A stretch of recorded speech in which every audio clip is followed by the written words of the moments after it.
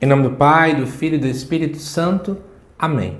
Amados irmãos e irmãs, é com muita alegria que nós estamos aqui para juntos estudar e meditar a primeira leitura que a Igreja nos apresenta para este sábado, da 7ª semana do Tempo Comum. O texto de hoje se encontra lá na carta de São Tiago, no capítulo 5, versículos de 13 até o 20, que diz assim: Caríssimos, se alguém de entre vós está sofrendo, recorra à oração. Se alguém está alegre, entoe hinos. Se alguém dentre vós estiver doente, mande chamar os presbíteros da igreja, para que orem sobre ele, ungindo-o com óleo em nome do Senhor. A oração feita com fé salvará o doente, e o Senhor o levantará.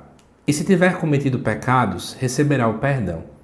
Confessai, pois, uns aos outros os vossos pecados, e orai uns pelos outros para alcançar a saúde. A oração fervorosa do justo tem grande poder.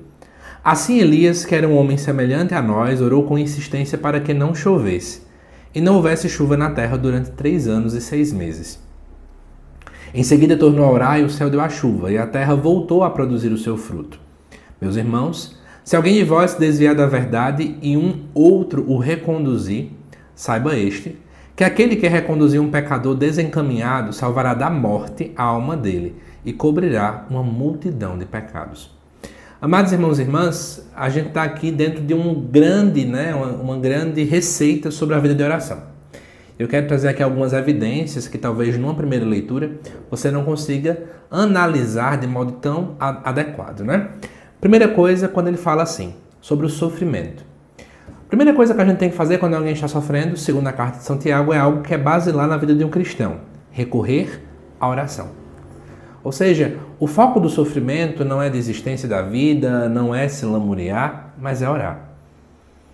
Depois disso, ele fala sobre a questão da doença, né? Algo tão comumente na nossa vida, né? Pessoas doentes, pessoas enfermas, pessoas nos hospitais.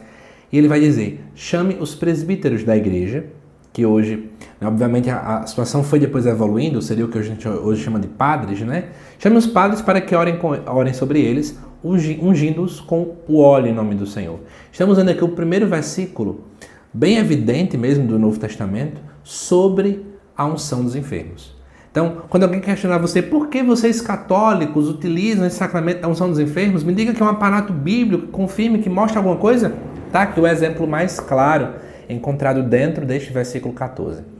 Depois vem no versículo 15 dizendo que a oração feita com fé vai salvar o doente, né? E o Senhor o levantará. Inclusive, se ele tiver pecado, os pecados serão perdoados. Aqui está a justificativa clara do porquê que o sacramento da unção dos enfermos também acaba apagando os pecados do fiel. Depois ele fala sobre confessar uns aos outros os pecados. É claro que a gente não tem aqui uma confissão exatamente ainda dita, mas estamos vendo aqui sobre essa prática, né, dos pecados uns dos outros. Depois é falado sobre a oração feita por Elias, para justificar uma expressão chamada: a oração fervorosa do justo tem grande poder. Eu queria falar sobre ela, para finalizar. Quando a Bíblia fala da pessoa justa, ela não é uma pessoa que é formada em direito e que, portanto, entende de justiça. Mas a pessoa justa é uma pessoa justificada. E uma pessoa justificada, em outras palavras, seria alguém que foi salvo por Deus. Só Deus pode justificar alguém, só Deus pode tornar justo alguém. Então, no final das contas, é como se o autor estivesse dizendo o seguinte: olha, a oração fervorosa de alguém que foi alcançado pela salvação de Deus, de alguém que teve esse contato íntimo com Deus, de alguém que tem intimidade com o coração de Deus, tem grande poder. Olha que coisa bonita. Quanto mais intimidade com Deus eu tiver, quanto mais caminhar segundo a vontade de Deus, quanto mais proximidade com Deus eu tiver, obviamente mais justo eu serei e, por conseguinte, mais fervorosa será a minha oração. E, portanto, mais poder terá. Agora vamos entender por que isso.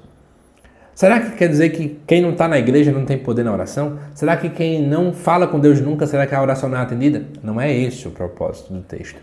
O texto quer evidenciar que muitas vezes, né, tocar no nosso coração nesse aspecto, de que tem hora que a gente acha assim: se Deus escuta sempre, então a nossa oração, estando longe ou fora da igreja, não vai fazer diferença nenhuma. E o autor diz o seguinte: olha, você que tem intimidade com Deus, você que foi justificado pelo Espírito Santo e, portanto, é alguém cheio do Espírito Santo, por graça dele, porque é ele quem te justifica, a tua oração ela agora ganha uma conotação diferente. A sua oração não é uma oração qualquer. E, gente, quando a gente entende isso, muda tanta coisa de figura, sabe? Por exemplo, algumas estratégias de intercessão que a gente pode tomar. Estratégia número 1, por exemplo. Estou rezando por uma causa específica. E aí eu também busco a confissão. Ou seja, eu busco experimentar esse sacramento que também é a expressão da salvação de Deus. Quando eu também estou ali rezando por uma situação e eu busco aliar a minha oração a uma vida mais santa, é quando eu compreendo esse versículo. Resumindo, né? Quanto mais santo eu busco ser, quanto menos eu peco, quanto mais busco estar íntimo com Deus, é como se as manchas, né, que impediriam que a minha oração ela fosse ainda mais, né, conforme o coração de Deus, elas vão sumindo. Porque, de fato, quanto mais íntimo de Deus eu sou, mais a minha oração ela chega a ser mais próxima daquilo que Deus sonhava. Mais o meu pedido se torna conforme a vontade de Deus. Dá um exemplo para finalizar. Uma pessoa que não é íntima de Deus, ela pede tudo o que ela quer. Uma pessoa íntima de Deus pede, Senhor, que seja feita a tua vontade. É óbvio que essa segunda oração, ela tem muito mais poder, porque é uma oração humilde. E ela é uma oração conforme aquilo que Deus sonha. Espero que tenha ajudado aqui essa meditação, esse estudo. Eu te aguardo daqui a pouco aqui no canal, para o estudo do Evangelho também deste sábado. Até já!